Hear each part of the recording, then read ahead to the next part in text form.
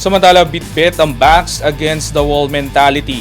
Papasok ang Meralco Bolts sa do-or-die Game 5 kontra TNT Tropang 5G na malinaw para kay Chris Newsome kung saan dapat umikot ang laro. Depensa, bilis at lalim ng rotation.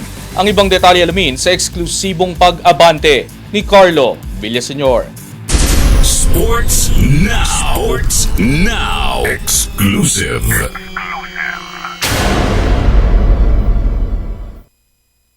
Bit-bit ang backs against the wall mentality. Papasok ang Meralco Bolts sa kanilang do-or-die Game 5 kontra TNT Tropang 5G at malinaw para kay Chris Newsome kung saan dapat umikot ang sagot ng Bolts sa depensa, bilis ng laro at lalim ng rotation. Yeah, for us it was just about we wanted to keep the pace up, really try to get into their legs because talking text, we want to try to get them into their bench a little bit more. So that adds up for guys like Aftana, Pogoy, Heading. We really want those guys to feel it in their legs that they got to keep up with us.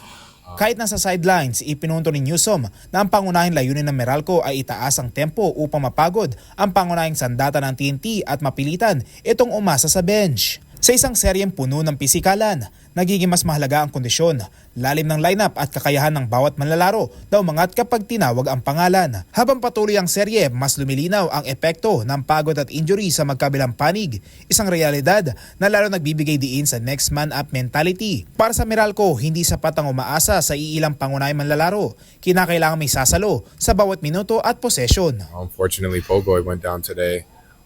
So that's already shown the effects of what conditioning can be like in the series. You got some key guys on both sides going down. So it's really on the people that are on the bench and the rest of the team to step up. And that's what team basketball is all about is that next man up mentality. Whenever one guy goes down, next guy has to come in, pick that flag up and carry it as far as he can go. So for me, it's just we have the talent and we have the depth on our team. It's just a matter of guys accepting that role and stepping up to the challenge. Pinakamalaking diniin ni Newsome ang pagbabalik sa matigas na depensa.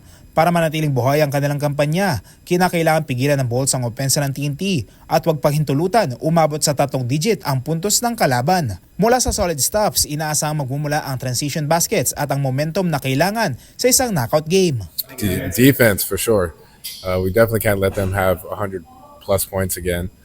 We definitely have more of a chance when we keep them below 90, around 85 points. So it's definitely going to have to start with our defense, which will lead to our transition buckets and just kind of keep it from there.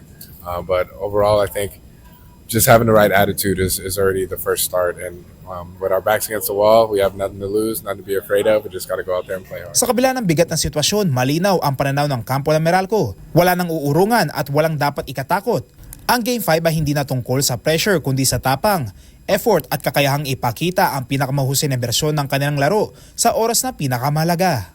Ako si Carlo Villaseñor, Abante Sports, now na.